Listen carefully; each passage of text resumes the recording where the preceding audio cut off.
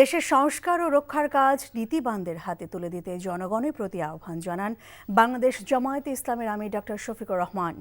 সন্ধ্যায় রাজধানী মিরপুরে শীতার্তদের মাঝে শীতবস্ত্র বিতরণ অনুষ্ঠানে তিনি কথা বলেন। জানান, একটি মানবিক সমাজের জন্য কাজ করছে জামায়াতে ইসলামী। সমাজে দুর্বল মানুষদের অত্যাচার করার অপসংস্কৃতি পরিবর্তন করতে হবে। সমাজে দরিদ্র মানুষদের চিকিৎসার সব খরচ রাষ্ট্রের বহন করতে হবে উল্লেখ করে জামায়াতে আমির বলেন, প্রতিটি শিশু জন্মের পর তার উপযুক্ত শিক্ষা ও চিকিৎসার পরিবেশ সরকারই নিশ্চিত করবে। তিনি আরও বলেন, শুধু ভোট দেয়াই নয়, বিপদে একে অন্যের পাশে দাঁড়াতে হবে। যেই সমাজে ভালো কাজের উৎকর্ষ হয় এবং মন্দ কাজ দমন হয়, সেই সমাজটা ভালো থাকে।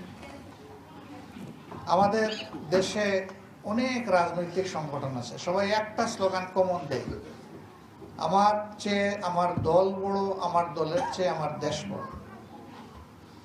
এই স্লোগানটা যারা দেয় তারাও বিশ্বাস করে কিনা এই স্লোগানের উপর আমার যথেষ্ট সন্দেহ আছে, কারণ আমি খুঁজে পাই না কোথায় তারা দলের উপরে দেশকে প্রাধান্য দেয় আর কোথায় নিজের উপর নিজের দলকে প্রাধান্য দেয়। আমি তো খুঁজে পাই না।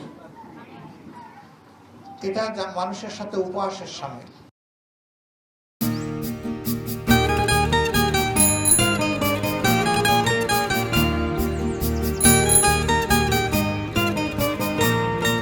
শুনেন, পুরুষ মানুষ তো এভাবে ভয় পেলে চলে না, মুখে সাহস রাখতে হয়।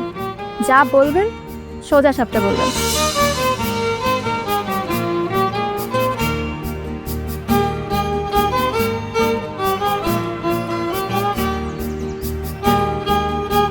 তো এই শীতে যে শীতের কাপড় ছাড়া আসছো, এটা কি ঠিক আছে?